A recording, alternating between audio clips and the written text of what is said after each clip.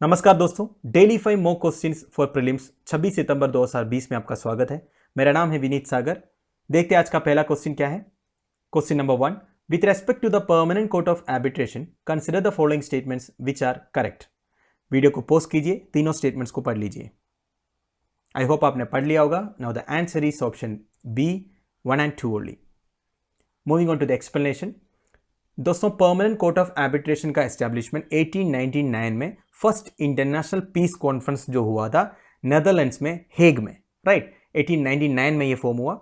इसकी ऑब्जेक्टिव क्या है? The objective is to facilitate the arbitration of international disputes.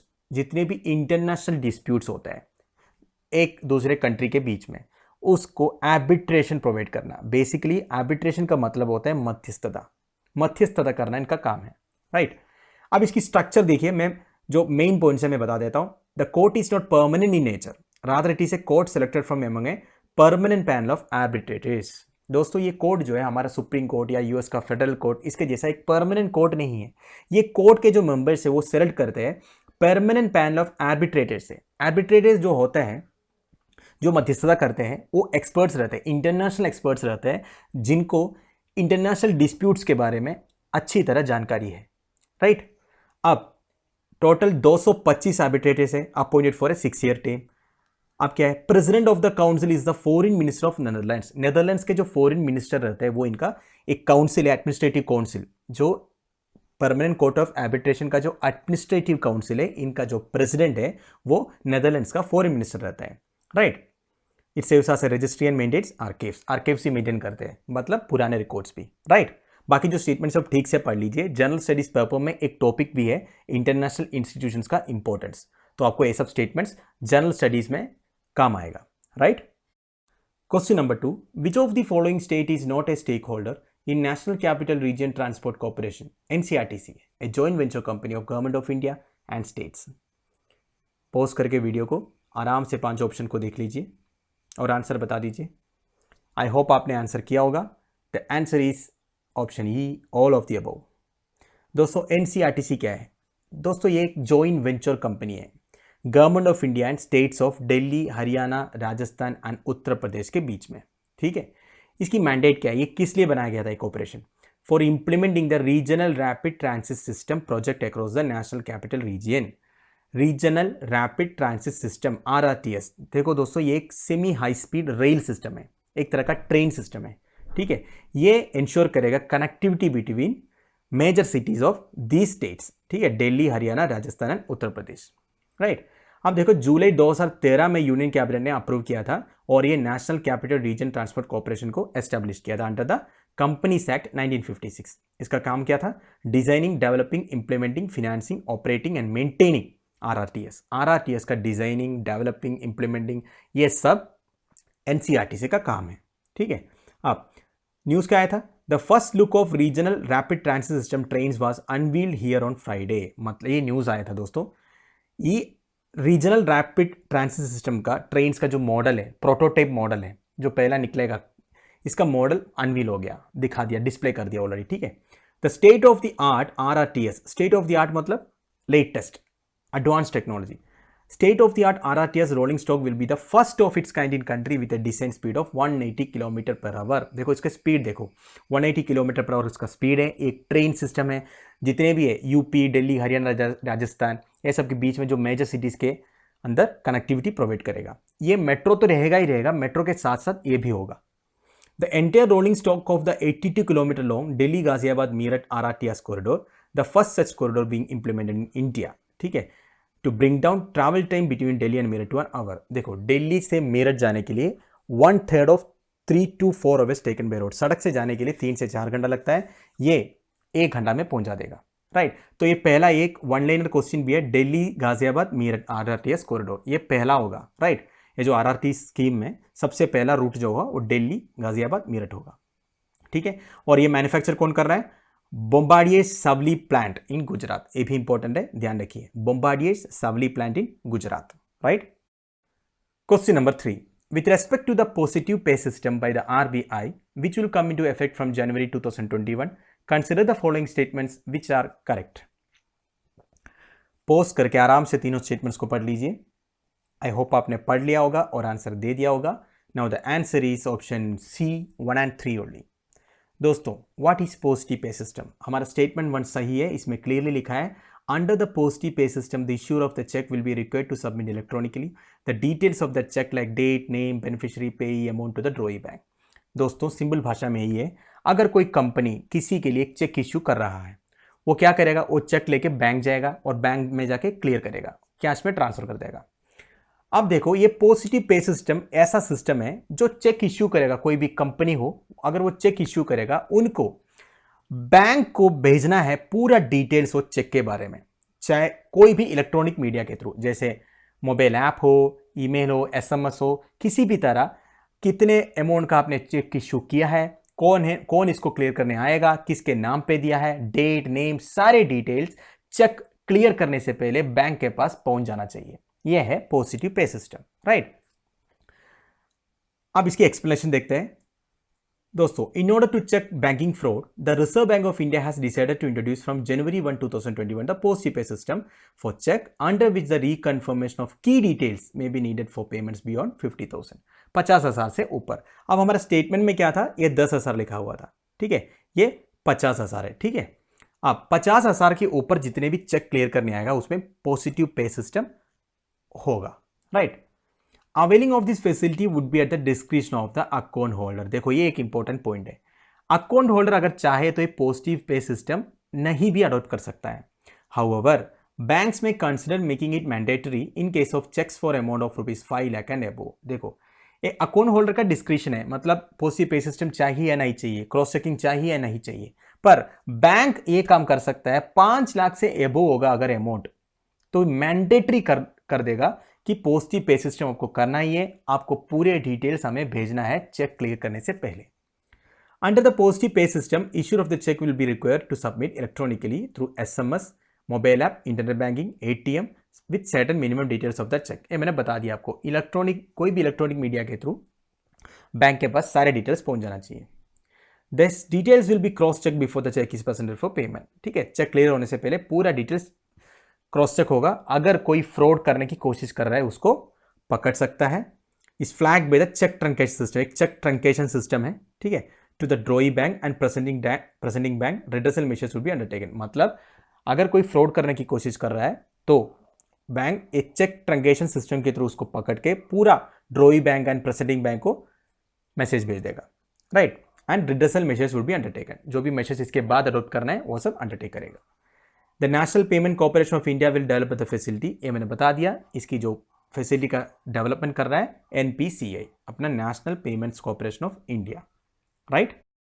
Question number 4, with respect to the unified payments interface consider the following statements which are correct. Video को pause कीजिए और ठीक से पढ़ लीजिए और आंसर बताइए। आई होप आपने आंसर दे दिया होगा। Now the answer is option C 2 and 3 only. Unified payments interface, दोस्तों यूपीआई, इसके बारे में कोई क्लास लेने की जरूरत नहीं है। आज के जनरेशन जो है यूपीआई के बारे में A to Z जानते होंगे। जो हमारे डे टू डे लाइफ में हम यूज करते हैं, गूगल पे, पेटीएम, फोन पे, सारे में यूपीआई इनेबल्ड है। अब यूपीआई के बारे में ज्यादा बताने की जरूरत तो नहीं है, पर दोस्तों मैं एक बात जरूर बताऊंगा, यूपीएससी प्रीलिम्स का प्रीवियस क्वेश्चन पेपर्स अगर आप देखोगे, जो लेटेस्ट साइंस एंड टेक्नोलॉजी में डेवलपमेंट्स होता है, जो हमारी डे टू डे लाइफ में एप्लीकेबल है, उसके बारे में क्वेश्चन जरूर पूछता है।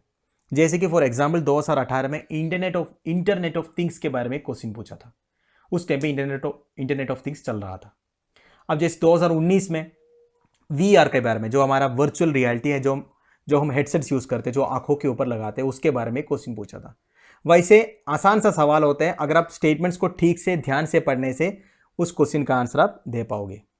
वैसे किसको पता अगली बार यूपीआई के बारे में एक क्वेश्चन ना पूछ ले, ठीक है दोस्तों। तो coming back to the question, इसमें आंसर क्या है, 2 and 3 ओनली है। स्टेटमेंट 1 जो है, payments can be initiated only by the sender and not the receiver, दोस्तों गलत है। हम सबको पता है यूपीआई पेमेंट जो है, जो पे कर रहा है सेंडर भी इनिशिएट कर सकता है, रिसीवर जो वो भी इनिशिएट कर सकता है।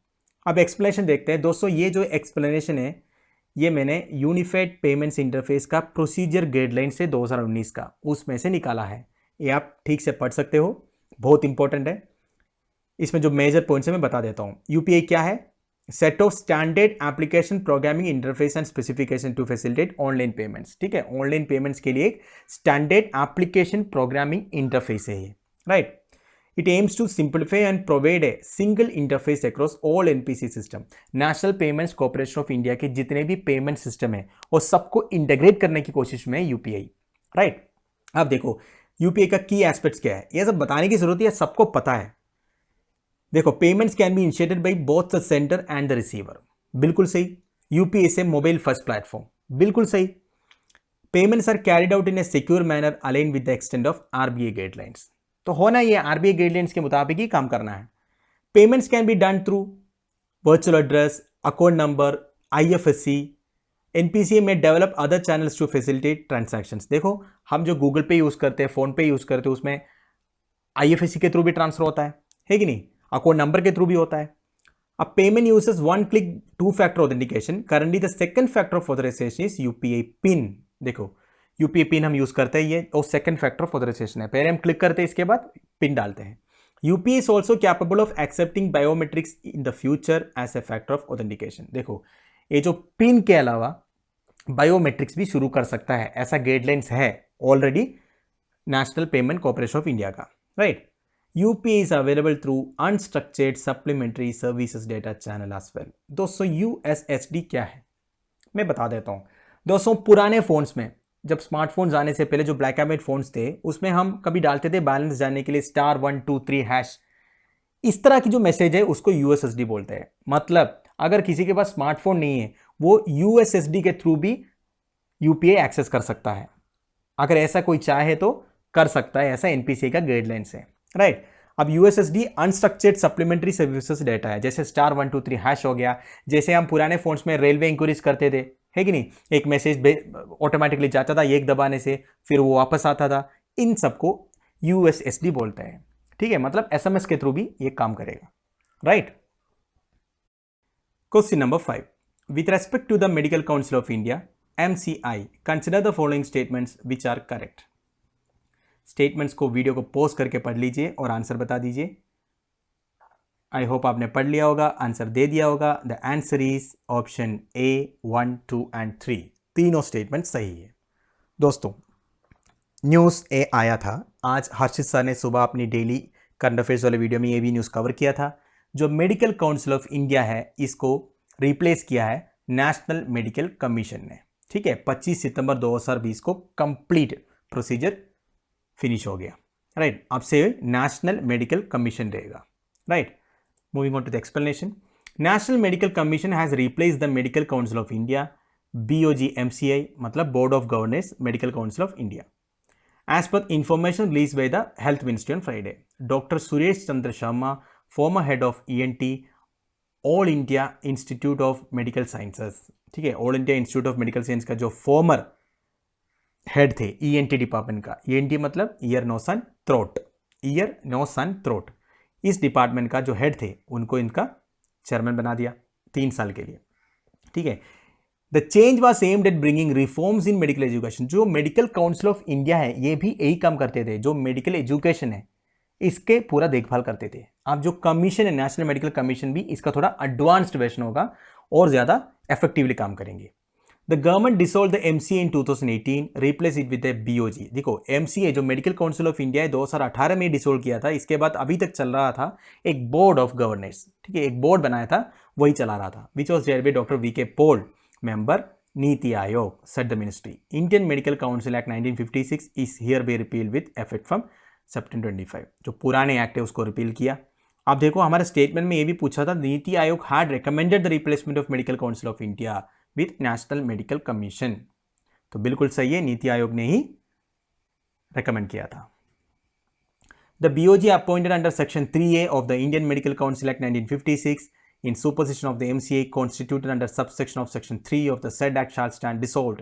ये सब इसकी गेसेटेड जो नोटिफिकेशन है उसमें लिखा है क्लियरली। ये सब इतना इंपॉर्टेंट नहीं है, पर आप ये जानना चाहिए कि मेडिकल काउंसिल ऑफ इंडिया अभी नेशनल मेडिकल कमीशन बन गया है, राइट दोस्तों। तो दोस्तों, हमारे 5 क्वेश्चन सही थे। उम्मीद है आप लोगों को कुछ सीखने को मिला होगा। यह हमारा कल का क्वेश्चन था India's dancing deer Sangai and their unique floating home के बारे में। Answer is option B Manipur. दोस्तों लोकताक लेक में है एक floating national park. Floating national park के नाम है केबू लमजाओ नेशनल पार्क। उधर दिखाई देता है संगाई डियर। इसको डांसिंग डियर भी बोलते हैं। इसकी चलने की तरीका, इसके दौड़ने की तरीका देख के हमें ऐसा लगता है कि ये डांस कर रहा है। तो काफी स्टूडेंट्स ने सही आंसर दिया था। आज का क्वेश्चन भी है, this is today's question. Large scale nesting of olive ridley turtles take place near the mouth of Rushikulya river.